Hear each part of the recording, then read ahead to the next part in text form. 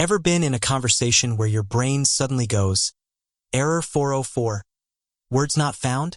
Yeah, we've all been there.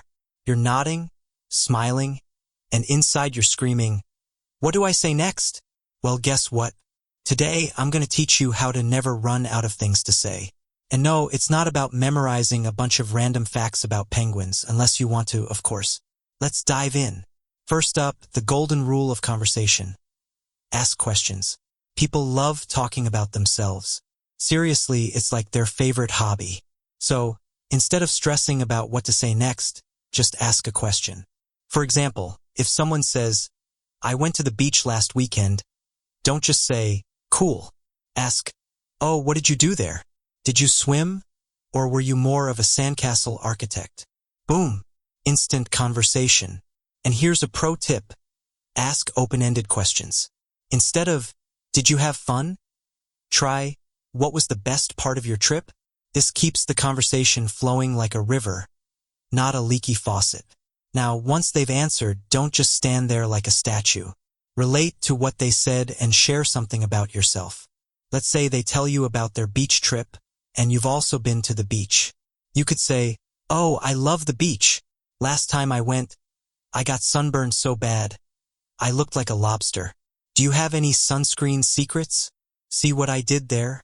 You connected, shared a funny story, and kept the conversation going. It's like a conversational ping-pong match. Back and forth, back and forth. Here's a sneaky trick. Use your surroundings to spark conversation. Look around and comment on something interesting. For example, if you're at a party and you see a weird painting on the wall, say, okay, what's the deal with that painting? Is it a cat or a spaceship? I can't tell. People love giving their opinions, especially on weird stuff.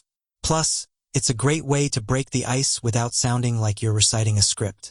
Now, let's address the elephant in the room. Awkward silences. They happen. And guess what? They're not the end of the world. In fact, you can use them to your advantage. Next time there's a pause, just smile and say, well, this is awkward. Quick! Say something interesting. It's lighthearted, it's funny, and it takes the pressure off. Remember, conversations don't have to be perfect. Sometimes the best moments come from the messiest chats. Finally, the secret sauce to never running out of things to say, be genuinely curious. If you're interested in people, they'll be interested in you. For example, if someone mentions they're into knitting, don't just think, wow, that's boring.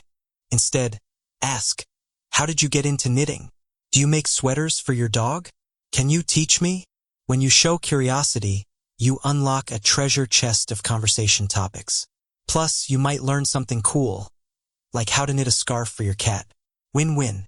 So there you have it, 5 simple steps to never run out of things to say. Ask questions, relate and share, use your surroundings, embrace the awkward, and be curious. Think about it.